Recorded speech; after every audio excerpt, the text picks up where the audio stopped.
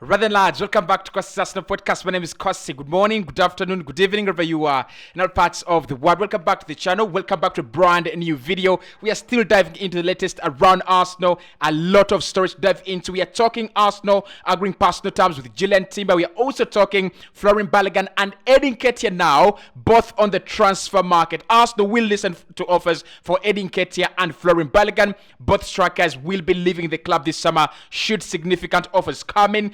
We are also talking Romeo Lavia personal terms, very, very close according to sources in Belgium, and Mikel Arteta is working on a £200 million budget without player sales. All that in this video. Arsenal also trying to sign Gundogan on a free. According to Mundo Deportivo, Barcelona face a challenge of losing the player to Arsenal, who are moving very, very quickly. Hit the like button. Let's get this one to 500. Subscribe to the podcast as well. I want your thoughts on the prospect of losing Eddie Nketiah and Florian Balogun in one window. Now, previously I had understood that Arsenal would like to keep Eddie Nketiah over Florian Balogun because Eddie is the player that Mikel Arteta favors, is the player that he really, really likes. But the prospect of losing both of them now doesn't make any sense. If you're losing Eddie, then definitely there is a pocket of space where Florian Balogun will be getting some game time, and that's what he wants. He wants to be integrated into the squad, right?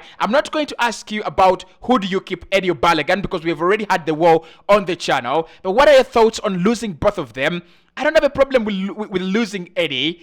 I would really love to keep Balogun, but I don't want to lose both of them. I would rather keep Eddie if Balogun is actually going to be leaving this summer. But let's dive into some of the latest stories. That is also one of them. Now, first and foremost, Arsenal have agreed personal terms with Jurrien Timber. The Dutch international is very keen on joining Arsenal. That has been confirmed by The Athletic and also Fabrizio Romano. Now, there are no details on this one, how much he's going to be earning or how much Arsenal are going to be offering him. But what I understand is that there is that ability, there is that promise that he will be playing every single week and he will be a very, very regular player for Arsenal. Now, of course, the sources that are coming, the sources that are actually reporting this are very, very credible, and I do trust them. I think Timber is a quality player. I think he will play for Arsenal every single week, like I reported earlier. And I also think that he's not going to be one of the very expensive players in terms of wages and salary. And that's why Mikel Arteta has been very, very keen on signing him.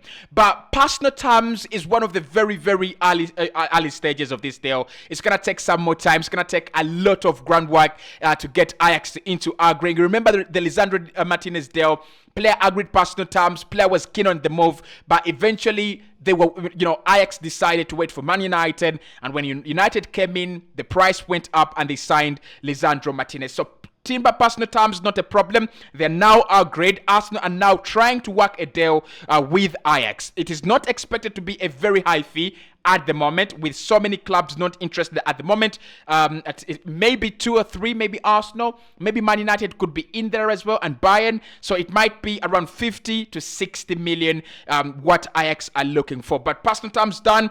Edu has done a very good job today. I mean, he's worked very well on the market. If you've agreed personal terms with Timber, you've agreed personal terms with Rice, you've agreed personal terms with Kai Havertz, and we are also on the verge of agreeing personal terms with Romeo Lavia, according to Sacha Tavlori in Belgium. It says at the moment Lokonga is going to be leaving Arsenal. That is a sure deal because they have already agreed. They are on the cusp of agreeing personal terms with the new replacement in Romeo Lavia. So let's wait and see what's going to come out of the Lavia camp. They do have a very good relationship with Arsenal, like I reported. It's just a matter of time before personal terms are agreed, and then we will have two players eager to join Arsenal, keen to join Arsenal. Personal terms already agreed with both of them. Let's see what's going to happen on there, on that front as well. Now, Mikel Arteta apparently has 200 million, and this comes in from Miguel Delaney, a very, very big, correspondent for one of the biggest reports in the UK. He says Mikel Arteta is working on a 200 million budget without sales. So we might see Arsenal spend 200 million on Rice, on Timber, on Kai Havertz and Romeo Lavia, but that will exclude business where Arsenal have to sign in, where Arsenal have to sell players. So Arsenal do have 200 million without player sales. That has never happened ever. That has never happened. I think ever since in the last 1.5 years, Arsenal have spent 180 million on 8 signings. That has never happened. We've never spent 200 million without sales in one transfer window. It has never happened. If it happens, this is going to be the first time. Now, there are also sources claiming that Mikel Arteta is working on winning the Premier League, right? He's got that budget, 200 million, but his intention is to win the Premier League, and he's told Edu he wants his signings right before after the international break is done, but before pre-season. And I think that is going to be very key for his plans. If he wants to win the Premier League, if he wants to go to the levels of winning some big silverware, especially next season, he needs to get early signings done. That's going to be very hard, given the capability and quality of players we want to sign. I think some will sign in July, and some will even sign in August before the September 1st deadline. But Mikel wants the Premier League. He wants to win something huge. And I think I really feel for Mikel, because in the last season, should he have won the Premier League, he would have maybe lessened some kind of pressure. But finishing with 84 points on the Premier League table, around 4-5 points behind Manchester City, that puts a lot of pressure on you. That really puts a lot of pressure on Mikel, because number one right now, there is no other target apart from winning the Premier League. But then also number two at the moment, if you've gone to the UEFA Champions League after 3 years of trying to get there, you don't go there and then, you do nonsense or you do nothing. Arsenal have to go and write a statement on Europe's biggest signature.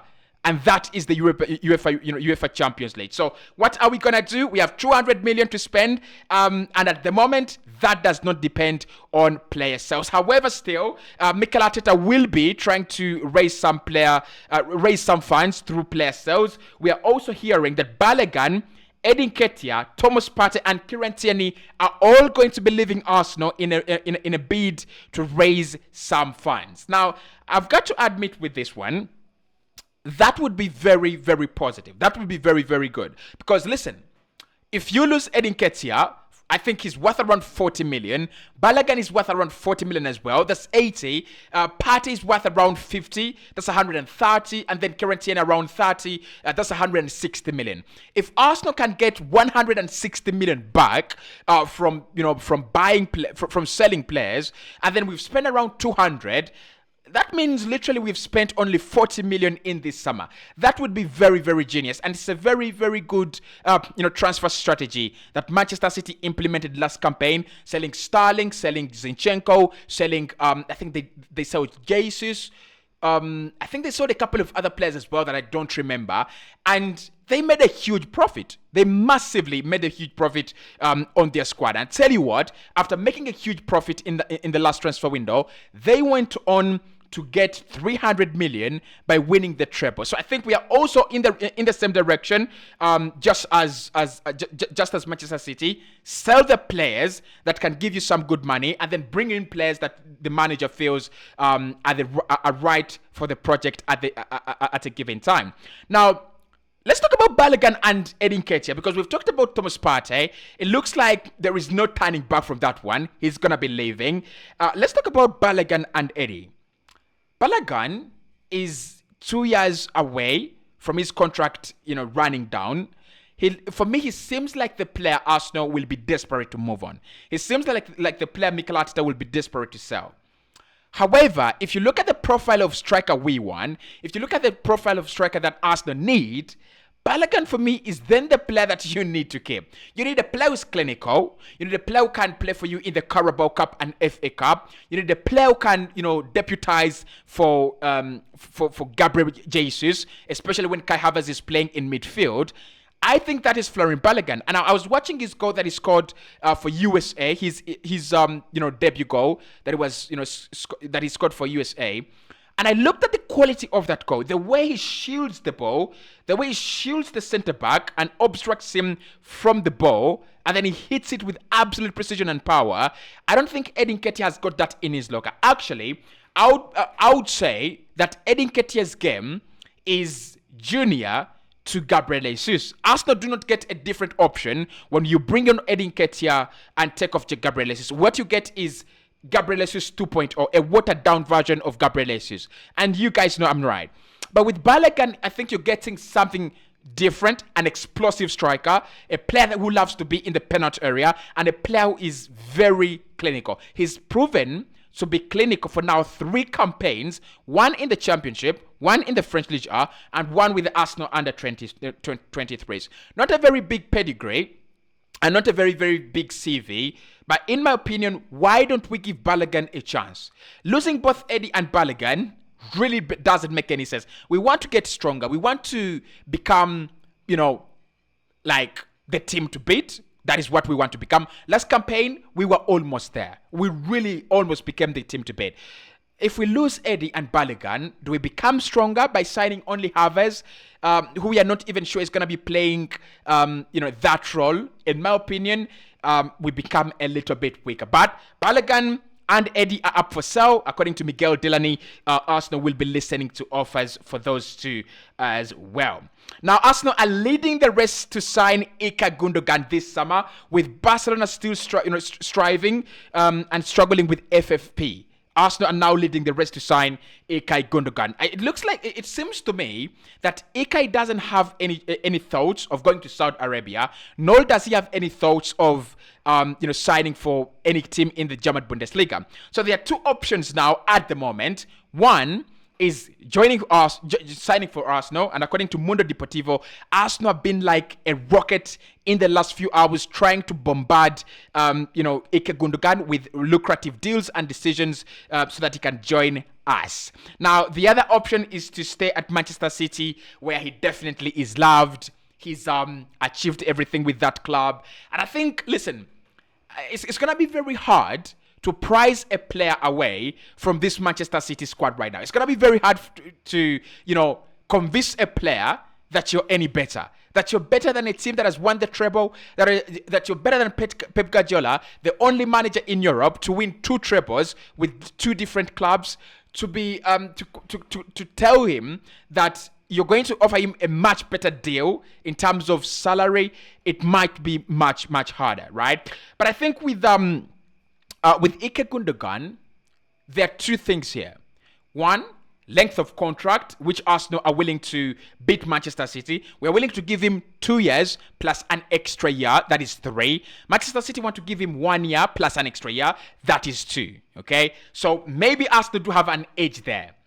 The other thing, it means that if we are giving him a longer contract, that means we are giving him more money, right? So, yeah, that is as well. Technically, that is what it means. If we are giving him 10 million per year, and Manchester City are giving him 11 million per year, and we're giving him 2 years, at the end, he stays with his 11 million, but at Arsenal, he will go with 20 million in 2 years. So maybe that could be a very, very decisive factor. But the other decisive factor is, of course, the rapport he's got with Mikel Arteta and whoever is at Arsenal, including Gabriel Jesus and Alexander Zinchenko. And I'm thinking he might want to come to Arsenal and prove a point.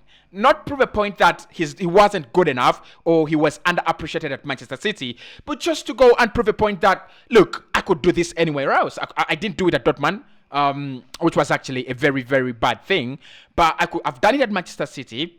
I could go and replicate my success at a club like Arsenal. They will give me a new challenge. There is fresh blood there. The project is nice. And Mikel is a pal. Mikel is a friend to Ilkay Gundogan. So there is a lot of optimism around this one.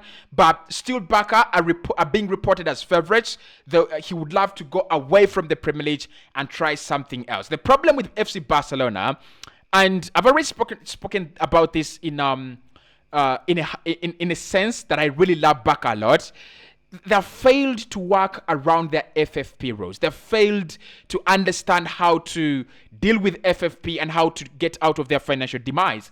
For me, it's easy. You have players that you can move on as FC Barcelona for around 200 million. If they do that, they will get back to the levels where they can attract the biggest talents and maybe even compete for the biggest trophies. But at the moment, with Gavi, Pedri, and Frankie de Jong and Ansu Fati and Rafinha, they're just an ordinary Brighton side, in my opinion. Because if I compared Barca to Brighton right now, I think I would go maybe the goalkeeping department. That's where they have a very, very big edge. And maybe the striking department, where Lewandowski doesn't even compare to Danny Welbeck and Dennis Undav. But the rest of the players in those teams, Brighton and Barca, they are almost at the same level, right? And of course, if we play back in the Champions League, my words might have to be taken back. But at the moment, I just see them as a Brighton. So they have FFP rules. They have to sell, to buy. They have to, figure out a way in order to bring in players like Ike Gundogan on huge wages and big contracts as well. The other story is around Andre Onana. Andre Onana is very unhappy at Everton. He would love to leave. He's one of the players that have been reported, as potential exits from the Goodson Park this season. Now, I understand Onana has been on the Arsenal radar for quite some time, especially in the last 2-3 years. But I don't see him as a priority. I don't think he's a priority. I think Everton will ask for a hectic fee for him to move. Arsenal are looking for a transfer that will take something very, very humble, around 30, 40, maybe 45 million. So I don't see Andre Onana joining Arsenal, but it would be a nice shout. He would really, really be a nice shout. So that is it from this one.